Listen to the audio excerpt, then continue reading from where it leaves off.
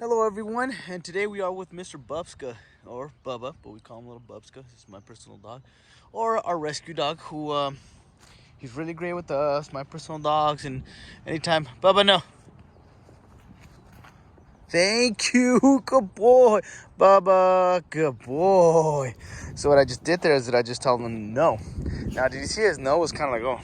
Now I'm gonna practice my recalls, Bubba, good boy. So Bubba's just one of those dogs that, he's just a good dog for me to learn how to work difficult dogs because he's probably my most difficult dog. Bubba, good boy. And all I'm doing right now is just using my voice and treats. We'll go more in depth about Bubba, but just good boy. See how you heard his name? So of course I'm gonna give him a treat. This is called a purpose-driven behavior. A dog doing a behavior because it works, and I'm not putting any pressure on him. Bubba, good boy. It's just my voice. Good boy, and treats. So the reason why I'm doing this video is if you want to start doing e-collar work or any kind of pressure work and the dog has no groundwork, then that's what we're going to set your dog up for failure. I promise you guys. You want to do as much groundwork as possible.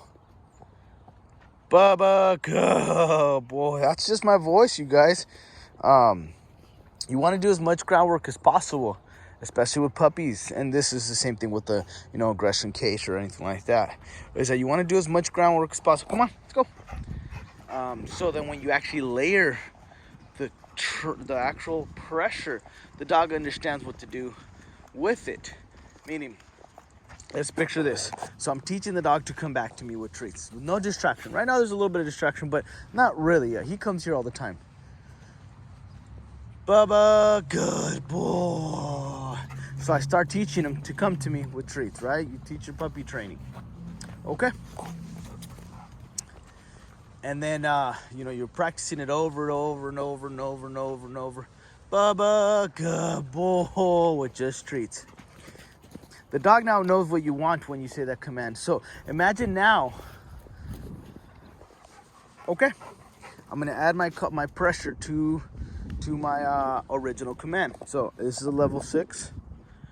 Now it doesn't matter the level right now, but it's such a low level that he can barely even feel it.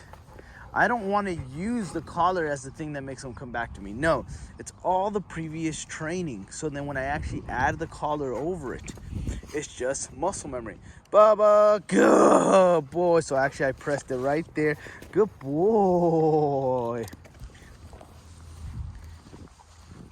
Again, this is not a level where all of a sudden he goes, oh, what is that?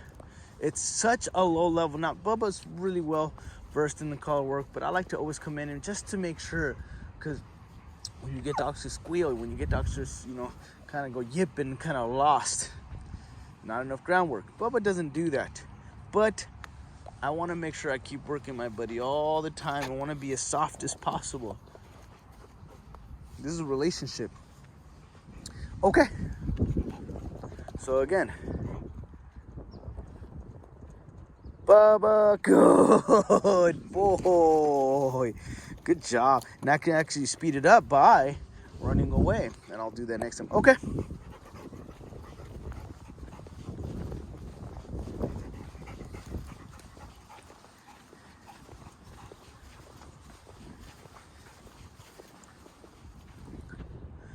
Bubba, good boy.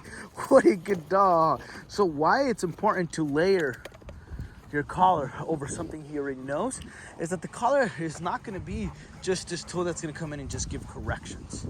It's going to come in and give reinforcement of what you want the dog to do when it's doing something you shouldn't be doing. So let's say a dog lunges. Let's say I'm going to say no with my collar, okay? Now this is a low level, but I would move it up a lot higher to say, no, you need to stop something. But let's say, I want him not to do this. Now he's done recalls over and over and over, right? With the collar.